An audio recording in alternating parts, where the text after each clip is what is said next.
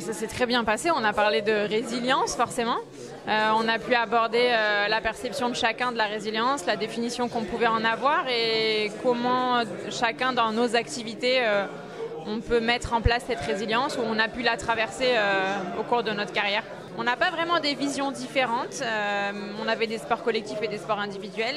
On a finalement une vision qui est assez proche, mais c'était intéressant de pouvoir partager justement des expériences de cette résilience et comment elle a été mise en place tant auprès des joueurs ou des athlètes que par les entraîneurs et comment elle est vécue par chacun de manière différente pour le coup et c'est ça qui était riche.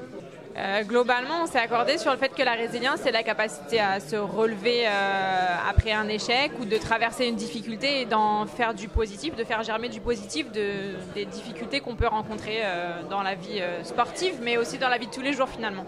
Ouais, c'est toujours intéressant juste de pouvoir échanger parce qu'on n'a pas forcément le temps de le faire dans notre vie de tous les jours. Donc ces temps-là, ils sont importants pour nous. Parce que ça sanctuarise un moment où on peut aborder des sujets qui sont très importants, primordiaux pour la performance, et on peut les partager, s'ouvrir aux autres activités sportives, voire même à d'autres activités que le sportif, parce qu'on a aussi des managers, voilà. Et ces échanges-là, c'est eux qui apportent la richesse finalement de notre métier. Donc c'est vraiment primordial, je pense, ces temps-là. Ouais. C'est vrai qu'on a eu la chance de l'avoir avec nous pendant un bon moment de la matinée.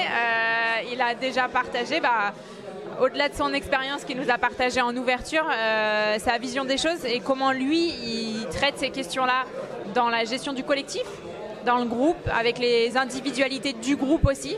Et quelle est sa posture à lui en tant que coach finalement, quel est son rôle et à quel point il prend cette question de la résilience il la met vraiment au centre de son activité et le fait que lui aussi il se fait accompagner pour traiter ça. Voilà. Et je pense que sa vision un petit peu large et avec une grande expérience, elle nous apporte beaucoup.